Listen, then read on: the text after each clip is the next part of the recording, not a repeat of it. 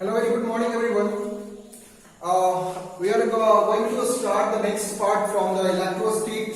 This is the 8th lecture from class 12. ठीक है, हम लोग इलेक्ट्रोस्टेट स्टार्ट किए हुए थे. इलेक्ट्रोस्टेट का ये 8th लेक्चर है. 7 वीडियो आपको मैं यूट्यूब पे अपलोड कर चुका हूँ, वहां पे मैं आपका नोट्स दे चुका हूँ. ठीक है, बारीकी से इसमें बताया गया है, एक एक करके एक्सप्लेन किया जा रहा है. आज हम लोग ये देखने वाले हैं, है ना. आज हम लोग बात करेंगे गॉस लॉ पे बात करेंगे, किसी से बात करेंगे गॉस लॉ पे बात करेंगे. ठीक है, मैंने आपको ये बताया था कि इलेक्ट्रिक फील्ड जो है, इलेक्ट्रिक फील्ड को फाइंड करने के लिए आपके पास दो मेथड होते हैं. पहली वाली कौन सी है, कुलम्ब्स लॉ पे हम लोग इलेक्ट्रिक फील्ड को फाइंड किए थे. दूसरी वाली जो मेथड बताया था गॉस लॉ पे आप फाइंड कर सकते हो इलेक्ट्रिक फील्ड को, क्योंकि गॉस लॉ भी उसी पर एप्लीकेबल होती है. तो हम लोग गॉस लॉ पे एक तरह से बारीकी से बात करेंगे. मैंने आपको इलेक्ट्रिक फ्लक्स, गॉस लॉ के पढ़ने के पहले मैंने आपको इलेक्ट्रिक फ्लक्स के बारे में बताया हो. इलेक्ट्रिक फ्लक्स क्या है, ठीक है. इलेक्ट्रिक फ्लक्स किसी भी सरफेस के लिए क्या होता है ना. आज इस पर हम लोग थोड़ा सा एक्सप्लेन करेंगे, इलेक्ट्रिक फ्लक्स के ऊपर भी एक्सप्लेन करेंगे. तो नेक्स्ट वाली क्लास में मैंने बताया था इलेक्ट्रिक फ्लक्स के बारे में. इलेक्ट्रिक फ्लक्स जो हम लोग सिंबलाइज करते हैं फाइव से, ठीक है. ये क्या होता है, ई एरिया वेक्टर. ई क्या है, इलेक्ट्रिक फील्ड. ये क्या है, इलेक्ट्रिक फील्ड. इस चीज को आप देखते रहिए, आराम से समझते रहिए, एक ही डेरिवेशन को देखिए. बहुत सारे क्वेश्चन जो है direct put off the question रहता है, एग्जाम में भी ऐसा रहता है, बहुत सारे हम लोग देख रहे थे. ठीक है, तो ये क्या है आपका इलेक्ट्रिक फ्लक्स है. Flux is equal to electric field into area vector. अगर आप इसको डॉट प्रोडक्ट में अगर आप लेते हो, अगर इसे आप डॉट प्रोडक्ट में लेते हो, तो यहाँ पे आपको क्या हो जाएगा, ये वेक्टर डाला हुआ है, ये हो जाएगा ई ए कॉस थीटा. ठीक है, ये हो गया आपको इलेक्ट्रिक फ्लक्स. उसके बाद मैंने आपको बताया था एरिया वेक्टर के बारे में. एरिया वेक्टर हमारे पास दो एरिया है, एक ओपन एरिया है, क्या है, क्लोज एरिया है. आप हमेशा इस बात को समझिए, एक एक पॉइंट को समझिए. हर पॉइंट से ये नहीं कि सिर्फ नॉमेरिकली आती है, बहुत सारी ऑब्जेक्टिव बनता है, हम लोग ऑब्जेक्टिव पर्पस से भी बात करेंगे. ठीक है, तो ये क्या है, एरिया वेक्टर है. एरिया वेक्टर यहाँ पे ओपन एरिया हो या फिर क्लोज सरफेस की एरिया हो. ठीक है, ये बात आपको समझना है. आज हम लोग ये देखने वाले हैं, उस दिन मैंने बताया था आपको कि क्लोज सरफेस पे इलेक्ट्रिक फ्लक्स क्या होगा, किसी सिलेंडर पे इलेक्ट्रिक फ्लक्स क्या होगा, किसी प्लेट सरफेस पे क्या होगा. ठीक है, आज हम लोग ये देखेंगे कि अगर आपके पास क्या है, एक क्लोज सरफेस है स्फीयर का, एक क्या है, स्फीयर है. ठीक है, स्फीयर कैसी सरफेस होती है, क्लोज सरफेस होती है. बात समझिएगा, यहां से प्रूव हो जाएगी क्रॉस लॉ. ठीक है, ये क्लोज सरफेस होती है. इसके अंदर में हम लोग क्या कर रहे हैं, एक चार्ज को पुटअप कर देते हैं. मतलब कि एक चार्ज को रख रहे हैं inside the close figure. Inside the close figure हम लोग चार्ज को पुटअप कर रहे हैं. बात समझ में आ रही है. तो यहां पर से हमें ये पता करना है इलेक्ट्रिक फ्लक्स कितना होगा, किसी भी क्लोज फिगर के लिए इलेक्ट्रिक फ्लक्स कितना होगा, ये फाइंड करना है. तो सबसे पहले हम इस चीज को ध्यान ये रखेंगे, यहां से दो तरीके से फाइंड हो सकती है. फाइंड पहला क्या हो सकती है, अगर यहां पे एक इलेक्ट्रिक फील्ड लाइंस इधर की ओर निकल रही है, तो ये हमारा क्या है, इलेक्ट्रिक फील्ड लाइंस है. और आपको मैंने बताया था इलेक्ट्रिक फ्लक्स किसे बोला गया है, the total number of electric field line passing through cross sectional area to the perpendicular of a normal bodies. ये बात मैंने बताया था आपको. अब ये देखो, जब इलेक्ट्रिक फील्ड इधर जा रही है, अगर एरिया वेक्टर भी हमारा इधर की ओर है, तो ये हमारा क्या हो गया, एरिया वेक्टर हो गया. अगर इसके लिए हम यहाँ पे इलेक्ट्रिक फ्लक्स की बात करेंगे, तो ई ए कॉस थीटा हो जाएगा, क्योंकि थीटा यहाँ बन रहा है 0 डिग्री. थीटा कितना बन रहा है, 0 डिग्री. और कॉस 0 की वैल्यू कितना होता है, कॉस 0 की वैल्यू कितना होता है, 1 होता है. तो मैं यहाँ पे अगर पुट करूं तो ई ए आ जाएगा. मतलब फ्लक्स, ये फ्लक्स है equal to electric field into area vector. ये क्लियर हो गया आपको, ये बात क्लियर हो गया से. अब हमें ये तो पता है, ये पता है, लेकिन इसमें क्या करना है, हमें क्या करेंगे सबसे पहले कि सपोज अगर हम क्या करते हैं कि इस पॉइंट पे एरिया कितना होगा, है ना, इस पॉइंट पे इलेक्ट्रिक फ्लक्स कितना होगा, तो हम लोग क्या करेंगे, small small amount of area cut कर, small amount of area cut कीजिएगा तो ये क्या बन जाएगा, डी ए हो जाएगा, एलिमेंट्री एरिया हो जाएगा।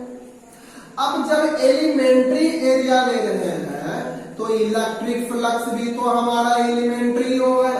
क्लियर हो गया? आपसे आ जाइए फॉर्मूला पे पुट करते हैं, फ्लक्स ये हो गया D flux is equal to E dot area पे क्या पुट हो जाएगा, डी ए। क्लियर हो गया?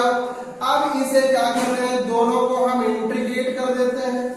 दोनों इंटीग्रेट करने के बाद क्या बनेगा, ये मेरा फ्लक्स बन जाएगा, ये इलेक्ट्रिक फील्ड बाहर आ जाएगा और ये डी। क्लियर हो गया? यहां पे देख लीजिए, यहां से भी क्या आ जाएगा, ए।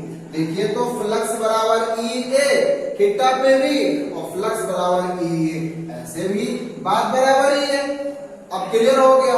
अब बात करते हैं इलेक्ट्रिक फील्ड बराबर क्या होता है। इलेक्ट्रिक फील्ड बराबर 1/4 pi epsilon nought R square Q by R square. याद है आपको पुराने वाले क्लास में, पिछले क्लास बताया था इलेक्ट्रिक फील्ड बराबर है ना, अगर हम k के टर्म में लिखते हैं तो क्या होता है, k Q by R square.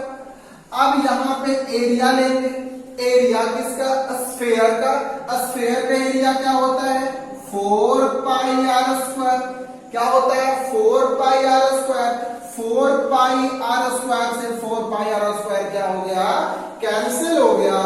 आपके पास क्या बचा है, Q by epsilon not, Q by epsilon not. और ये क्यू बाई एप्सिलॉन नॉट किसकी वैल्यू है, क्या आपको पता चला, ये फ्लक्स निकल गया। क्यू बाई एप्सिलॉन नॉट क्या निकल गया, ये फ्लक्स निकल गया। अब देखो ये फ्लक्स किसका निकला, तो इनसाइड द क्लोज फिगर के लिए याद रखना, ये क्लोज फिगर के लिए निकला। यहां क्या लिखोगे, इनक्लोजर या फिर इनसाइड।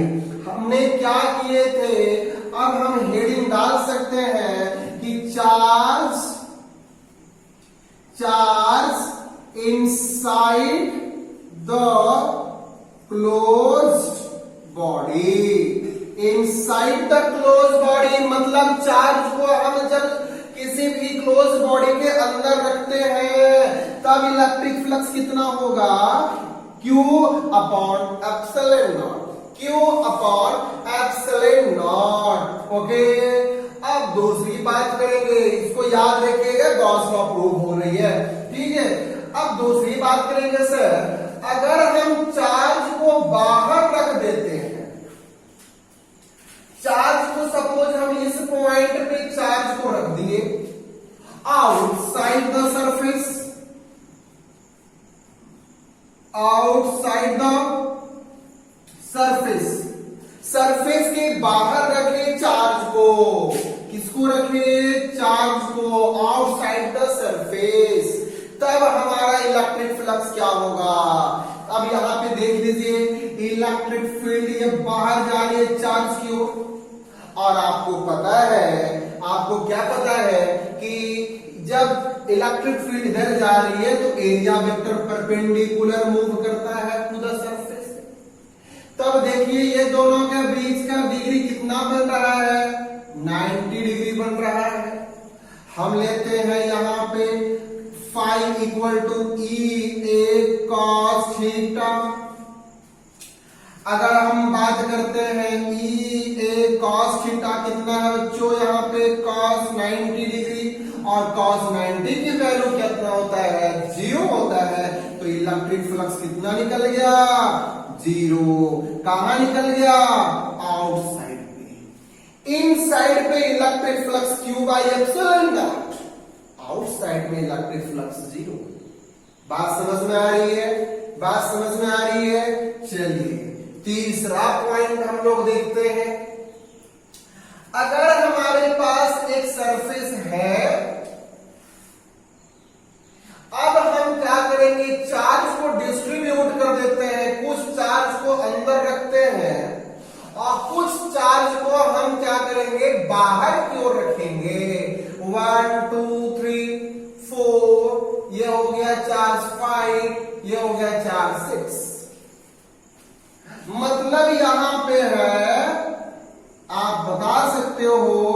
क्या है? Combination of charge, combination of charge. Charge यहां पे अंदर में भी है एंड चार्ज यहां पे बाहर में भी है। तब हम क्या करेंगे? कुछ भी नहीं है, यहां पे नेट फ्लक्स निकालेंगे। फाइव नेट इक्वल टू, यहां पे इनसाइड वाला कितना हो जाएगा? 5-1 प्लस 5-2 प्लस 5-3 प्लस बाहर वाला भी जोड़ देंगे हम, 5-4 plus 5-5 plus 5-6 plus so on. अब क्या करेंगे? अंदर वाला 5-1 बराबर कितना है? Q by epsilon not. अंदर में चार्ज कितना होता है? Q1 by epsilon not, Q2 by epsilon not, Q3 by epsilon not plus, और बाहर वाला ये 5-4-6 क्या होगा? 0। क्या होगा? 0 हो जाएगा। क्या इसको ऐसा लिखा जा सकता है? 5 net is equal to 1 by epsilon nought. अगर हम कॉमन लेते हैं, मेरे पास आ जाएगा summation of Q, an integral of 1 से लेकर इंटीग्रल ऑफ इन्फिनाइट तक। जितना भी चार्ज है अंदर में, सभी चार्ज को कंबाइन कर देंगे और उसे 1 बाई एप्सिलॉन नॉट से मल्टीपल कर देंगे। टोटल नेट फ्लक्स चार्ज निकल जाएगा किसी बॉडी के लिए जो कॉम्बिनेशन चार्ज होगी। तो यहां से क्या देखें आप? यहां से क्या आपको मालूम चला? पहले एक बात बताओ। यहां आपको यह देखने को मिला है, जब कोई बॉडी के अंदर हम चार्ज को रख रहे थे तो उसमें से हमारा इलेक्ट्रिक फ्लक्स निकला है Q बाई एप्सिलॉन नॉट। जब कोई चार्ज को बॉडी से बाहर रखे हैं, आउटसाइड द सरफेस रखे हैं, उस समय इलेक्ट्रिक फ्लक्स निकला है 0। जब हम क्या करते हैं? एक सरफेस लेते हैं और चार्ज को कुछ अंदर रखते हैं, कुछ बाहर रखते हैं, तो मुझे बाहर वाली चार्ज तो 0 हो जाएगा इस क्रम के अनुसार से, लेकिन अंदर वाली चार्ज तो रहेगी। तो अंदर में जितना चार्ज है, अगर चार्ज को आप टोटल को ऐड कर दीजिएगा और 1 बाई एप्सिलॉन नॉट से उसे क्या कीजिएगा? डिवाइड कर दीजिएगा, तो क्या बन जाएगा? आपको टोटल नेट चार्ज हो जाएगी, नेट फ्लक्स हो जाएगी। क्लियर हो गया? क्लियर हो गया? लिख लिए यहां तक? साफ कर रहा हूं इस चीज को आपको मैं। चलिए, बहुत अच्छी बात है। हम लोग 2 चीज 3 चीज देख लीजिए। इसको भी हटा दे रहा हूं मैं। ओके, अब देखिए यहां पे अभी आप क्या निकाले हो? अभी आप निकाले हो total net flux charge is equal to 1 by epsilon nought into Q। ये Q क्या है? इनसाइड की चार्ज है कि नहीं है? This is called a Gauss law. यही है आपकी गॉस लॉ। बात समझ में आ गई? क्या मैंने बताया अभी? इनसाइड का, आउटसाइड का, मल्टीपल चार्ज का, और फाइंड आपको मैं क्लियर बता दिया गॉस लॉ है। तो गॉस लॉ हम डिफाइन कैसे करेंगे? गॉस लॉ को हम डिफाइन कैसे करेंगे? ऐसे नोट्स पे दे रखा है, यहां पे समझना है आपको कि कोई भी हमारे पास एक सरफेस है। अब ये कैसी सरफेस है? तो क्लोज्ड सरफेस है। कैसी है? क्लोज सरफेस है। इस क्लोज सरफेस के अंदर में अगर चार्ज रखा हुआ है,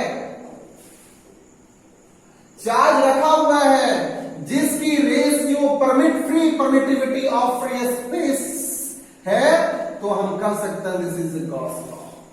तो डिफाइन कैसे करेंगे? डिफाइन कैसे करेंगे? when the net electric flux, when the charge is inside the surface to the ratio of a free permittivity of a space is called a Gauss law. Gauss law states that total number of charge closed inside the closed surface to the ratio of a free permittivity of space is called a Gauss law.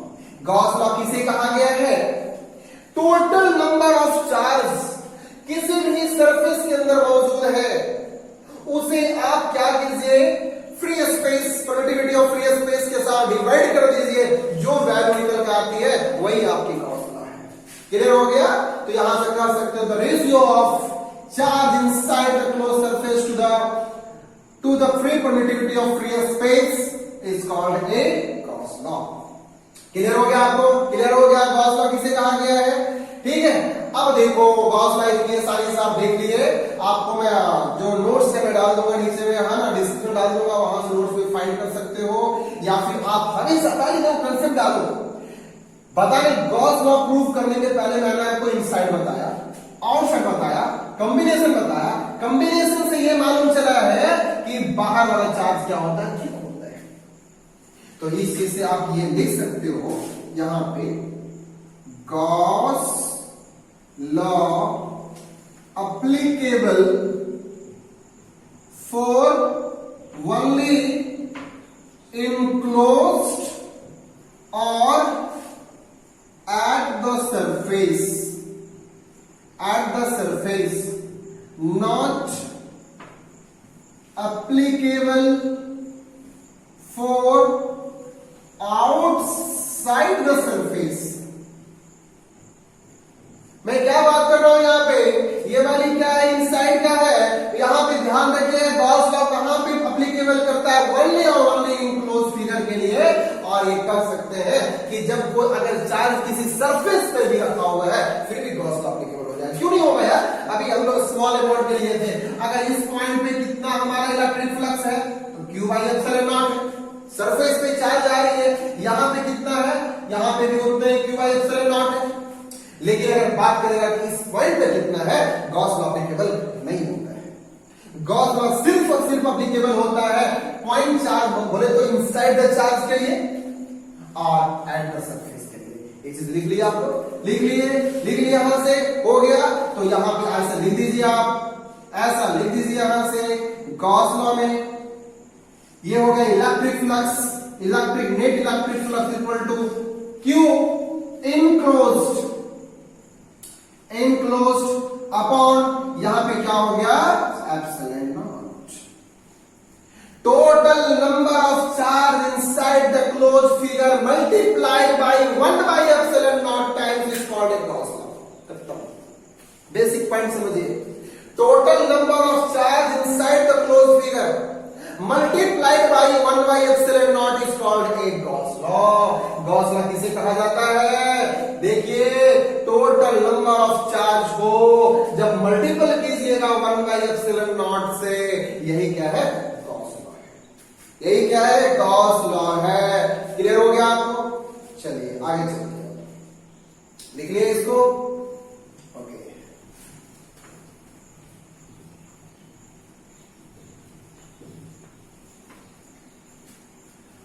अब यहां पे देख लीजिए आप,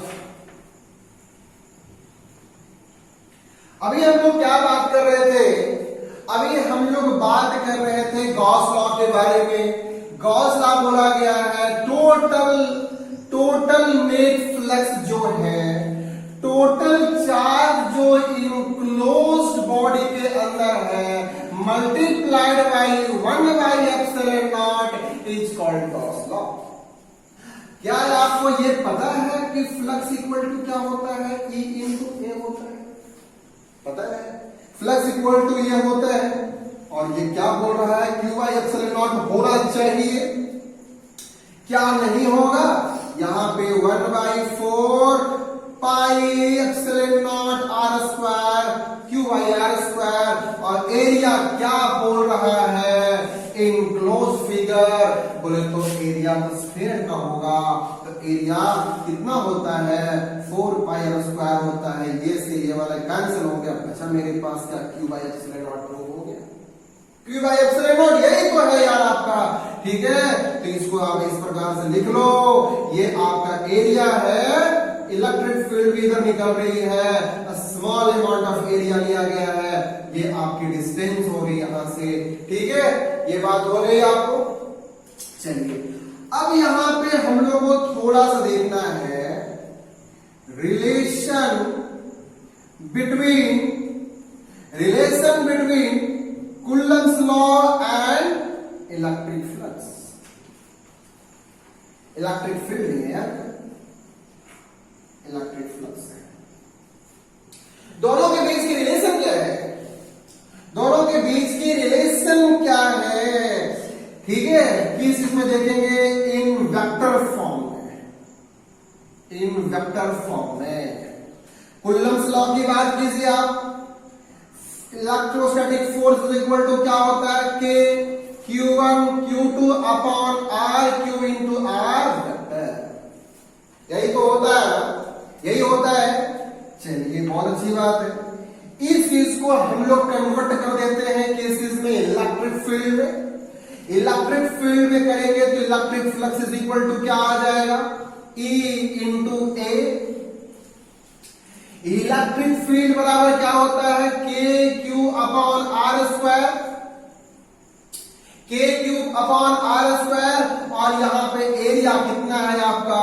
तो area यहां पे भी क्या सकते हैं क्या? 4 पाई आर स्क्वायर। ओके, अब क्या किया जाएगा? इसकी वैल्यू को नीचे लिखिए 1/4 pi epsilon nought R square Q by R square into 4 pi are square. फिर से बात सब वही कैंसिल होके बच रहा है क्यू बाई एप्सिलॉन नॉट। आप देख रहे हो कि दोनों के बीच की रिलेशन क्या जा रही है। Okay, clear? क्लियर बात होगी यहां से। ये सब बात थोड़ा सा बस नॉर्मल है, लेकिन अभी जो बात अभी करने जा रहे हैं वो चीज को थोड़ा ध्यान रखना है आपको, ठीक है, वो थोड़ा इंपॉर्टेंट है, उस चीज को हमेशा याद रखिएगा। नोट्स वगैरह आपको मैं डिस्क्रिप्शन में दे रहा हूं, हर नोट्स, वहां से आप हमेशा क्या कर सकते हैं? डाउनलोड करके नोट्स बना सकते हैं, ठीक है। ओके, अब हम लोग बात करेंगे किस चीज के लिए? ये बॉडी के लिए बात कर लिए। दूसरी पॉइंट हम लोग ये बात कर रहे हैं कि कोई भी हमारा इनक्लोज्ड बॉडी रहेगा। कौन सी बॉडी? कोई भी हमारा इनक्लोज्ड बॉडी होगा, कोई भी हमारा इनक्लोज्ड बॉडी होगा। आप बात समझिएगा यहां पे, अगर चार्ज सेंटर पे रखा हुआ है, कहां रखा हुआ है? सेंटर पे। चार्ज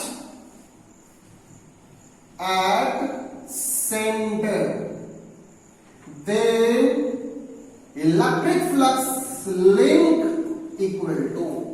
किसी भी क्लोज बॉडी में, क्यों नहीं यह हमारी आर्बिट्रेरी बॉडी हो, अगर इसके सेंटर में भी यहां पे चार्ज रख दी गई है, या फिर ये बॉडी है, कोई भी बॉडी है, अगर सेंटर में चार्ज रख दी गई है, तो आप हमेशा एक ही माइंड करके क्या रखना है आपको कि इलेक्ट्रिक फ्लक्स क्या होगा? Q by epsilon not, Q by epsilon not. इसके लिए भी क्यू बाई एप्सिलॉन नॉट, इसके लिए भी क्यू बाई एप्सिलॉन नॉट, इसके लिए भी क्यू बाई एप्सिलॉन नॉट, इसके लिए भी क्यू बाई एप्सिलॉन नॉट। कब कब याद रखिए, मैं सेंटर की बात कर रहा हूं। अगर सेंटर पे चार्ज रखी गई है तभी मैं बात कर रहा हूं।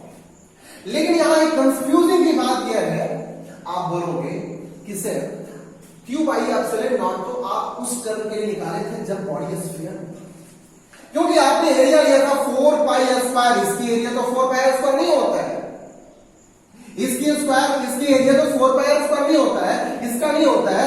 ये वाली पर तो आपने प्रूफ किया था, इसमें इस पे आप बोल सकते हो क्यू बाई एप्सिलॉन नॉट होगा। लेकिन आपने बोल रहे हो electric flux eight the centre पे किसी भी क्लोज बॉडी के लिए सेम नहीं होगा, ऐसा क्यों? क्योंकि आपको याद होना चाहिए दो बात। पहला पॉइंट, पहली पॉइंट मैंने बोला हूं, चार्ज जब भी इलेक्ट्रिक फील्ड लाइंस निकलती है तो एक क्लोज लूप की फॉर्मेशन करते हैं। चार्ज इसमें नहीं है क्या? चार्ज इसमें नहीं है क्या? चार्ज इसमें नहीं है क्या? चार्ज नहीं है क्या? जहां भी निकल रहा है क्लोज लूप की फॉर्मेशन कर रहा है, क्लोज लूप की फॉर्मेशन कर रही है। अब क्लोज लूप की मतलब क्या होती है? सर्कुलर बना रही है वो। तो सर्कुलर जब बना ही लेती है तो गॉस लॉ किसे बोला गया है? The total net electric flux passing through the close surface. Total net electric flux passing through the close surface. Total net electric flux जो पास कर रहा है किसी क्लोज फिगर में, उसके अंदर में जो चार्ज मौजूद है उसकी रेशियो हमारी फ्री परमिटिविटी ऑफ स्पेस के साथ मल्टीपल कर दोगे आप, रेशियो डिवाइड कर दोगे उसकी, मल्टीपल करोगे तो क्या हो जाएगा? आपको गॉस लॉ प्रूफ हो जाएगा। तो गॉस लॉ ही क्या था? क्यू बाई एप्सिलॉन नॉट था। यहां भी क्लोज सरफेस बनाया, क्लोज सरफेस बनाया, तो क्या इसके लिए नहीं होगा? आप यहां पे हमेशा ये मत सोचो कि सर इसकी एरिया तो हमारा 2 पाई आर एच हो जाएगा सिलेंडर का, 2 पाई आर एच हो जाएगा उस समय जब चार्ज पूरा हर जगह फैल जाएगा।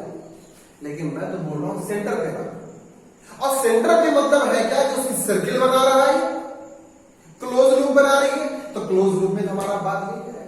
इसलिए हमेशा कंफ्यूजिंग आपको नहीं होना है। बच्चे का सवाल ऐसा होता है कि sir charge at the centre में क्यू बाई एप्सिलॉन नॉट भी है और हम स्फीयर लेंगे भी लूप नहीं रहेगा, ऐसे कैसे? तो आप बताइएगा कि चार्ज यहां से जब स्पीड आउट करती है तो आपको मैं बताया था कि चार्ज रेडियली आउटवर्ड मूव करती है तो क्लोज लूप की फॉर्मेशन करती है। तो क्लोज लूप की फॉर्मेशन करती है जब सर्कुलर फॉर्म बनाती है। तो इस प्रकार से क्लियर हो गया आपको? क्लियर? क्लियर? चलिए नेक्स्ट पॉइंट में और भी मैं क्या बताया हूं आपको? गॉस लॉ ओनली एप्लीकेबल है क्लोज फिगर के लिए। क्लोज फिगर के लिए कभी भी प्लेट के लिए एप्लीकेबल नहीं है। सपोज अगर मैं बात करता हूं इस स्फीयर, सॉरी इस एरिया का, तो क्या इससे एप्लीकेबल होगा? नहीं होगा।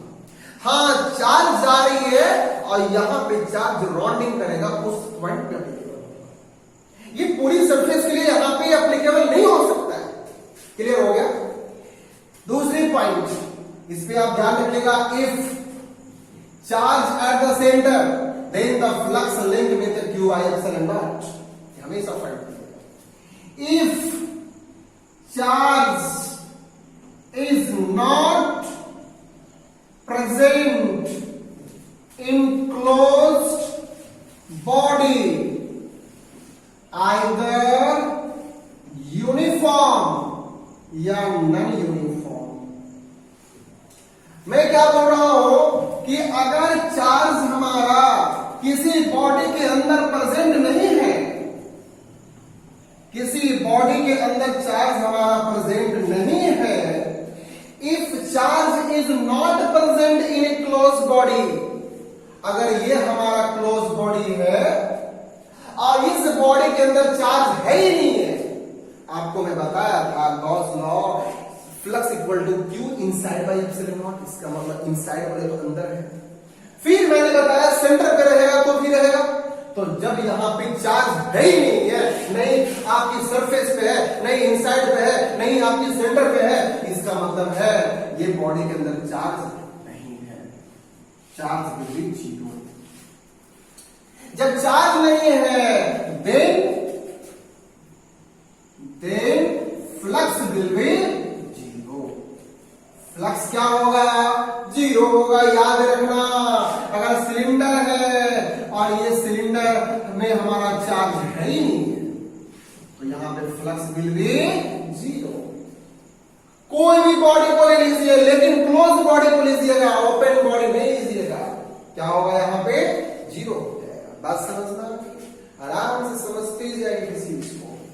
ओके, अब थोड़ा और इंपॉर्टेंट की बात है, यहां पे ध्यान ये रखना है आपको, जब सेंटर पे था तब हमारा फ्लक्स सेंटर पे था, तब हमारा क्यू बाई एप्सिलॉन नॉट।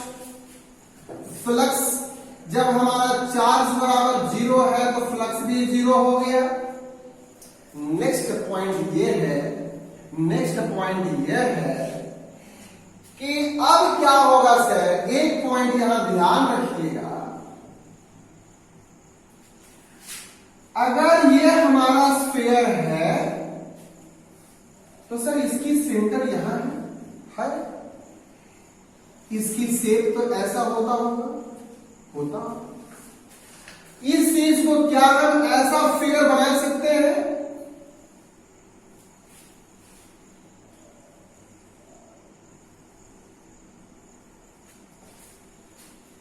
यही वाली चीज को मैं यहां फिगर बना दिया आपको। दोनों में क्या अंतर है? ये सर स्फीयर है और ये जो है हेमिस्फीयर है। ये जो है हेमिस्फीयर है। आपका क्या हुआ यहां पे? सेंटर यहां एक था, अब तो सेंटर दो हो गया ना। सेंटर जब दो हो गया तो फ्लक्स भी बट गया ना। ये 1 हो गया, ये फ्लक्स 2 हो गया। फ्लक्स में क्या हो गया? चेंज हो गया। और ये बॉडी कैसी है? तो सर ये बॉडी सिमेट्रिकल है। आराम से समझिए, बॉडी कैसी है? ये सिमेट्रिकल है। तो जब ये वाली बॉडी की हमारी फ्लक्स कितना था? Q by epsilon not. तो ये बॉडी तो बट गया ना, तो मेरा क्या हो जाएगा? ये वाली बॉडी का हो जाएगा हाफ पार्ट कितना हो जाएगा? Flux is equal to 1 by Q by 2 epsilon nought, 2 into epsilon nought. Sir कैसे बात करेंगे? बात ये करना है कि आधा पार्ट बढ़ गया, आधा पार्ट ये घट गया से। जब भी बॉडी सिमेट्रिकल होता है, इफ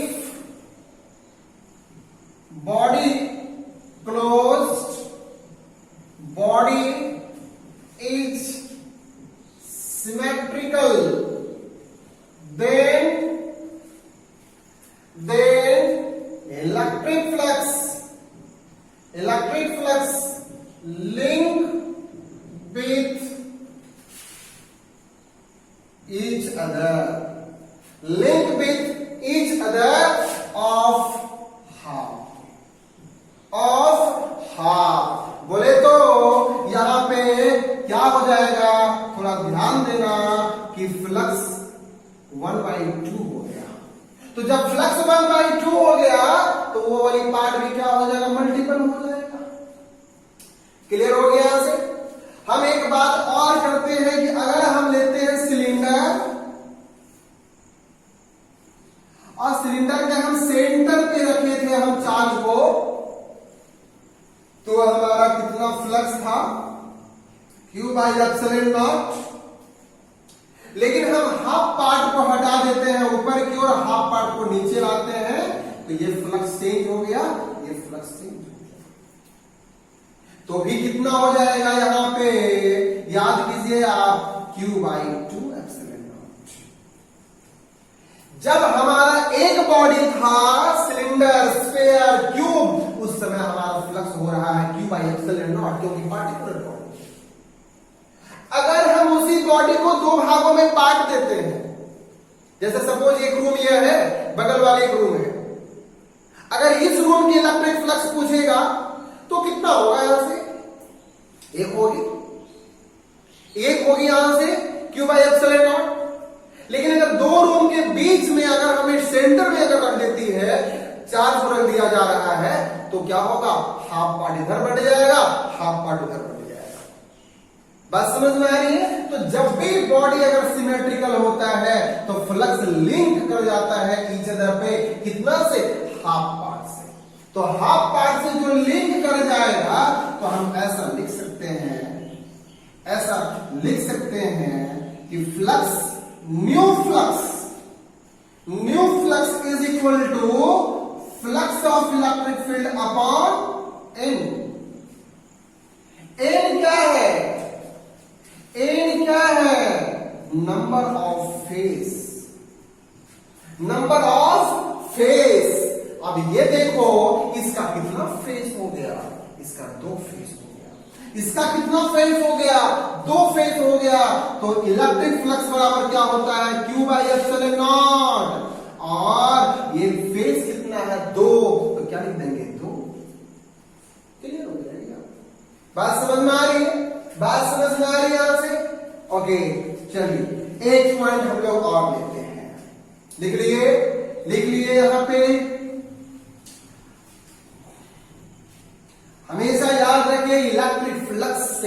क्या होगा, फेस पे क्या होगा, सिमेट्रिकल पॉइंट पे क्या होगा।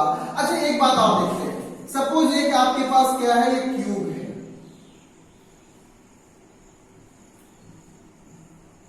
ओके। क्या आपको पता है क्यूब का कॉर्नर कितना होता है? 8 कॉर्नर होता है। कितना होता है? 8 कॉर्नर।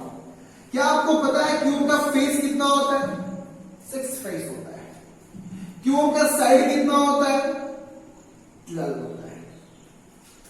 अगर हो सकता है जब इलेक्ट्रिक फ्लक्स जब गॉस लॉ बोल रखा है कि गॉस लॉ वही एप्लीकेबल होगा जहां पे इनक्लोज्ड बॉडी होगा, या और भी मैं बोला हूं कि Gauss law at the centre पे भी एप्लीकेबल, एट द सरफेस पे भी एप्लीकेबल होगा। एट द सरफेस ये वाली पॉइंट पे, ये वाली पॉइंट पे, ये वाली पॉइंट पे, उसी प्रकार कॉर्नर हमारा कितना है क्यूब में? 8 कॉर्नर है। तो जब आप ये बताएंगे इसका इलेक्ट्रिक फ्लक्स कितना था, क्यू बाई एप्सिलॉन नॉट, तो बात कर रही है कितना? 8 कॉर्नर का। तो फॉर्मूला क्या बन जाएगा आपका? कॉर्नर वाला flux corner is equal to Q, M कितना है? 8, तो क्या हो जाएगा? 8 एप्सिलॉन नॉट कॉर्नर का। बात करेगा फेस का, electric flux at face 6 face है, तो कितना हो जाएगा? Q by 6 epsilon nought. बात करेगा एज का, तो इलेक्ट्रिक फ्लक्स एट एज कितना हो जाएगा? Q by 12 epsilon not. यही तो है। जितने भी हर पॉइंट पे भी आप निकाल सकते हो, क्योंकि गॉस लॉ एप्लीकेबल है कहां पे? इनक्लोज बॉडी पे या फिर एट द सरफेस। क्लियर हो गया? क्लियर हो गया आंसर आपको? तो ये चीज को मैंने आपको बता रखा हूं, एक बार फिर से मैं कॉल कर देता हूं। मैंने क्या बताया? गॉस लॉ बताया। गॉस लॉ को मैंने लिया हूं किस पे? आपको स्फीयर पे लिया हूं। स्फीयर से मैंने आपको प्रूव किया कि फ्लक्स इक्वल टू क्या होता है? क्यू बाई एप्सिलॉन नॉट होता है। ठीक है, ये चीज ध्यान रखिएगा। आप ये मत सोचना कि सर हमेशा क्या स्फीयर पे ही होता है, नहीं, स्फीयर पे नहीं, मतलब क्लोज ऑब्जेक्ट पे होता है, क्लोज फिगर पे होता है। ये नहीं उसको लेना हमेशा स्फीयर का, हमेशा स्फीयर को लोगे तो उसकी एरिया 4 पाई आर स्क्वायर हो जाएगी, सिलेंडर की तो डिफरेंट हो जाती है। नहीं, जहां पे चार्ज हम पुट अप करेंगे उसकी रेडियली और दिमाग में चार्ज मूवमेंट करती है, क्लोज फिगर बनाती है, वो फिगर एज्यूम करना है कैसा है? वह स्फीयर के जैसा है, इसलिए वैसे लेंगे। तो मैंने फिर क्या बताया? अगर कोई भी क्लोज बॉडी रहेगा, कोई भी क्लोज बॉडी रहेगा तो उसमें आपको इलेक्ट्रिक फ्लक्स कितना होगा? क्यू बाई एप्सिलॉन नॉट होगा। तो गॉस लॉ किसे कहा गया है? The total net electric flux passing through the any the cross sectional area where the charge present inside the surface, where charge present inside the surface to the ratio of a permittivity of a free space is called Gauss law. Gauss law को Gauss theorem भी कहा जाता है। ठीक है, आप ऐसे भी याद करो अपनी भाषा में कि चार्ज को 1 बाई एप्सिलॉन नॉट टाइम्स अगर बढ़ जाती है वही क्या होती है? गॉस लॉ होती है।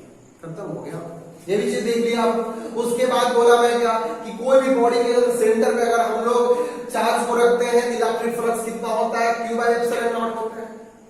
फिर मैंने बताया कि अगर उस बॉडी के अंदर चार्ज मौजूद ही नहीं है, चार्ज प्रेजेंट नहीं है, तो इलेक्ट्रिक फ्लक्स क्या होगा? 0 होगा। फिर मैंने बताया बाहर इलेक्ट्रिक फ्लक्स क्या होता है? 0 होता है। अंदर electric flux Q epsilon not होता है। तो वहां से आप ये पता कर लिए कि गॉस लॉ एप्लीकेबल कहां है?